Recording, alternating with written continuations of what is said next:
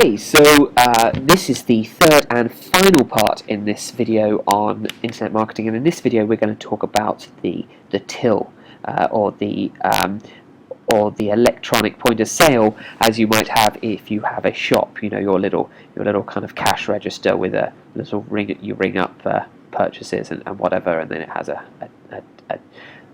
cash drawer. You get the point anyway. It's a till.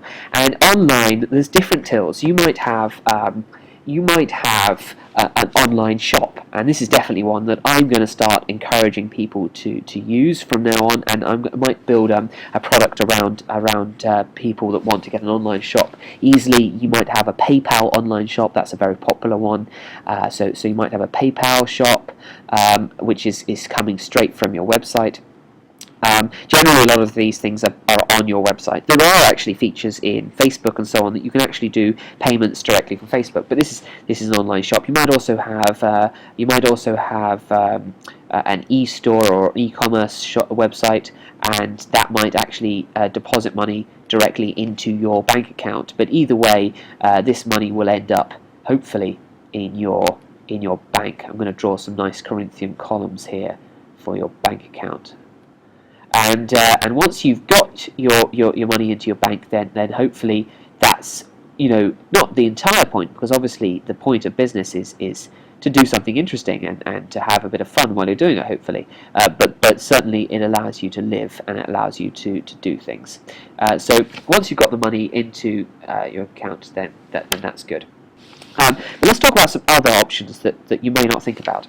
One big one is on your website, and on all of these different social media and internet outlets, structures that you've built on the line, you should have a telephone number and hopefully an email as well. Telephone and email are possibly the two biggest commerce functions that you could get, because people could give you their details. They can make a booking.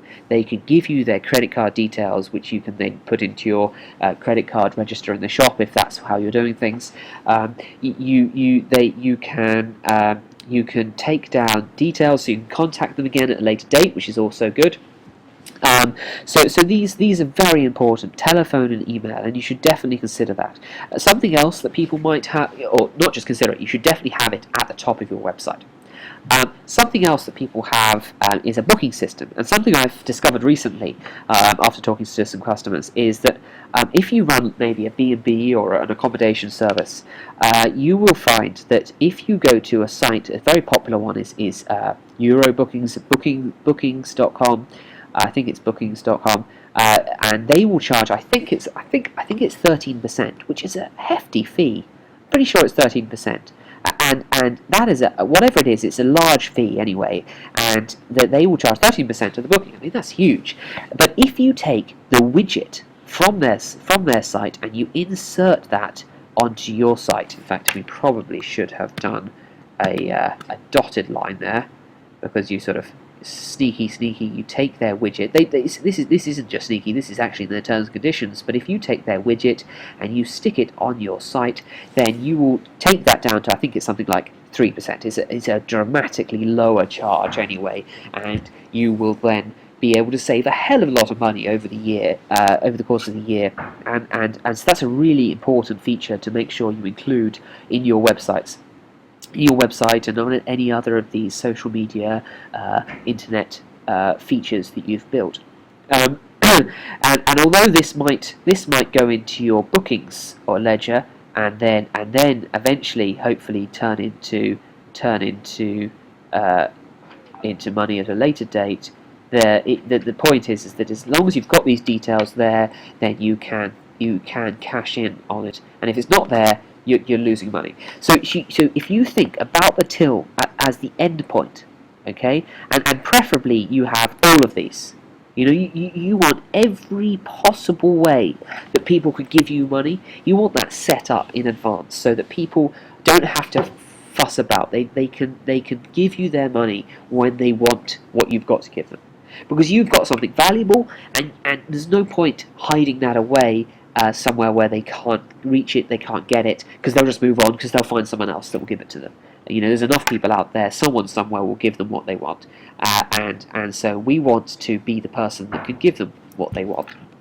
So that's the till. Very simple concept, and that marks the end of this short 3-part process of internet marketing for small business. We used a fishing analogy. We've got I'll do a quick overview. We've got our nets out here, which feed into, they're trawling and they feed into this till. This is where the deal is closed, as we might say, but and hopefully we've got some tracking in there as well, so we're tracking things, and if we're really smart,